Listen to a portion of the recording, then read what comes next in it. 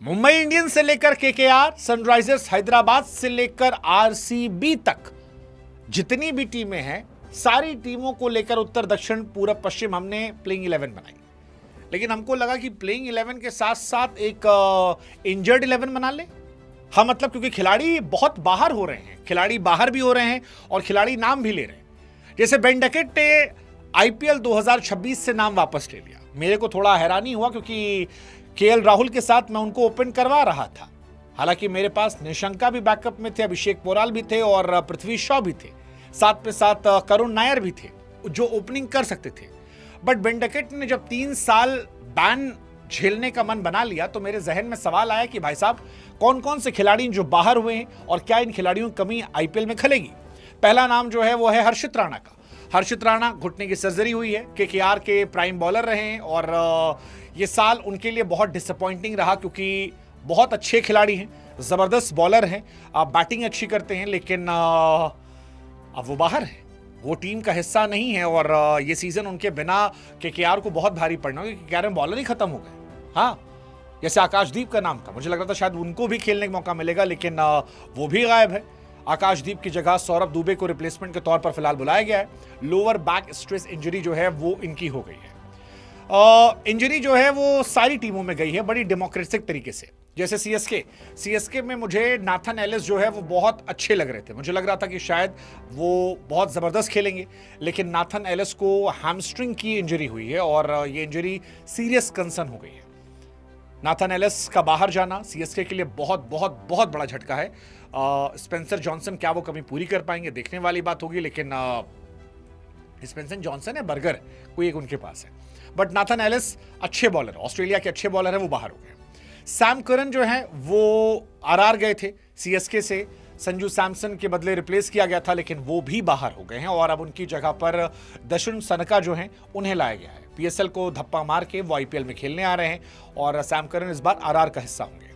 Jack Edward जो हैं SRH में थे वो भी बाहर हो गए हैं और एसआरएच में तो पहले से गेंदबाज नहीं है, जो हैं थोड़े बहुत वो भी बाहर हो गए हैं, उनसे कोई फर्क नहीं पड़ा। डेविड नाम के एक प्लेयर है जिनके बारे में जानकारी कम है, वो यहाँ पर आए हैं। मुंबई से अथर्व जो हैं वो बाहर हुए। हालांकि मुंबई को घंटा फर्क पड़ता है, मुंबई के अगर 4-5 खिलाड़ी भी चोटिल हो जाएं तो भी मुंबई इतनी ताकतवर है कि वो आराम से इस सीजन में अच्छा कर सकती है, बशर्ते खिलाड़ी आउट ऑफ फॉर्म ना हो। तो मेरे हिसाब से वो कहानी आ सकती है। इसके अलावा कई खिलाड़ी जो चोटिल हैं, मतलब शुरुआती मैचेस में, जैसे पैट कमिंस जो हैं सारे कैप्टन जो रहे वो अभी चोटिल हैं, बाद में आएंगे। मिचेल स्टार्क जो हैं वो शुरुआती दौर में नहीं है, कहा जा रहा है वर्कलोड मैनेजमेंट के चलते वो नहीं आएंगे। जॉर्ज हेजलवुड जो हैं वो शुरू में नहीं है, हैमस्ट्रिंग की उन्हें परेशानी है, बड़ा झटका है हेजलवुड आरसीबी के लिए, स्टार्क जो है डीसी के लिए और एसआरएच के लिए पैट कमिंस, क्योंकि पैट कमिंस अगर होते तो शायद इनकी बॉलिंग फिर भी थोड़ी सी संयमित होते, बिना पैट कमिंस के कमजोर है। डीसी क्या वो मैनेज कर पाएगी? They have good bowlers, but again Mitchell Starc का रिप्लेसमेंट नहीं होता है, वो बहुत बड़े बॉलर हैं। जैसे हेजलवुड का रिप्लेसमेंट आरसीबी के पास नहीं है, आप डफी टफी कुछ भी ले आइए, दैट्स नॉट पॉसिबल। बहुत बड़े प्लेयर हैं तो चांसेस नहीं है। Same goes for Matheesha Pathirana, KKR में गए थे, एक्सपेक्टेशन थी कि इस साल वो अच्छा करेंगे, लेकिन वो भी चोटिल हो गए हैं, वो बाहर है। पंजाब से लॉकी फर्ग्यूसन जो हैं वो शुरुआती दौर में लीव पर हैं, बाद में आएंगे, तो वो एक बहुत बड़ी परेशानी हो सकती है। बेन डकेट जो हैं फिलहाल सीजन से ही गायब हो गए, 3 साल का बैन लेने को तैयार है। कई खिलाड़ी हालांकि आ गए, जैसे हमने बताया, सौरभ दुबे, दशन शनका ये आए हैं और क्या ये रिप्लेसमेंट हो पाएंगे? शनका हालांकि बैटिंग अच्छी करते हैं, गेंदबाजी तो मीडियोकर हैं, बट बैटिंग ठीक ठाक वो कर लेते हैं, तो हो सकता है वो कमाल कर दें। मतीशा पथिराना का रिप्लेसमेंट अब तक नहीं आया है, हर्षित राणा का रिप्लेसमेंट नहीं आया है। क्या इनका कोई रिप्लेसमेंट आएगा? केकेआर ने सौरभ दुबे को बुलाया है, बाएं हाथ के तेज गेंदबाज सौरभ दुबे आकाशदीप की जगह वो आ रहे हैं, विदर्भ से खेलते हैं और सनराइजर्स का हिस्सा थे।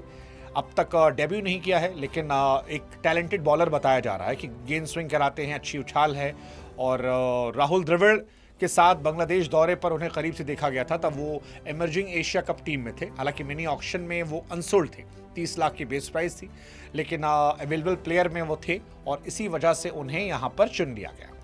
केकेआर ने अब तक किसी रिप्लेसमेंट का ऐलान नहीं किया, कब होगा कैसे होगा पता नहीं, बट ये भी इंटरेस्टिंग चॉइस होने वाला है कि कौन आता है क्या आता है। हर्षित राणा बड़े बॉलर हैं, आईपीएल 2024 में 19 विकेट, 2025 में 15 विकेट। वैभव अरोड़ा पर काफी जिम्मेदारी होगी। क्या वैभव वो इम्पैक्ट डालेंगे? लेट्स सी, लेट्स होप होता है। बट पथराना केकेआर के लिए परेशानी वाला होगा। 18 करोड़ में खरीदा गया था और अभी तो कहा जा रहा नहीं है। हालांकि कुछ लोग कह रहे हैं कि आ सकते हैं, मतलब एक फोटो तो आई थी सोमवार को, उनके मैनेजर ने केकेआर की जर्सी में डाला था, तो कुछ लोग कह रहे हैं कि हो सकता आ जाए। केकेआर ने फिलहाल ब्लेसिंग मुजरबानी को अपने साथ जोड़ा है मुस्तफिजुर रहमान के रिप्लेसमेंट के तौर पर। Again it's a good choice, but let's see how much he will be impactful. Shanaka जो है वो पीएसएल छोड़कर आईपीएल में आए हैं सैम करन की जगह पर, तो पीएसएल क्या ही पीएसएल खेलते, मतलब वहाँ खेलना कुछ है ही नहीं। बट ठीक है, बढ़िया है, देखते हैं। आप बताओ किसके जाने से सबसे बड़ा झटका लगे किसे? आई थिंक पैट कमिंस का झटका बड़ा है, वो टीम को यूनाइट करते थे, वो एक बड़ा झटका है। केकेआर का झटका बड़ा है, केकेआर में 2-3 प्लेयर जाना बाहर। केकेआर आई थिंक सबसे बड़ा झटका है मेरे हिसाब से, क्योंकि हर्षित राणा, देन आपके पथिराना और फिर आकाशदीप, तीनों का एक साथ जाना आई थिंक वो बड़ा झटका है, क्योंकि तीनों बॉलर बाहर हुए। किसी भी टीम के अगर 3 बॉलर बाहर हो जाते हैं तो थोड़ा टफ होता है। आप बताओ आपको क्या लगता है किस टीम को सबसे ज्यादा कमजोर होना पड़ा उसके टोटल प्ले की वजह से? मेरे हिसाब से ये 3 शायद केकेआर।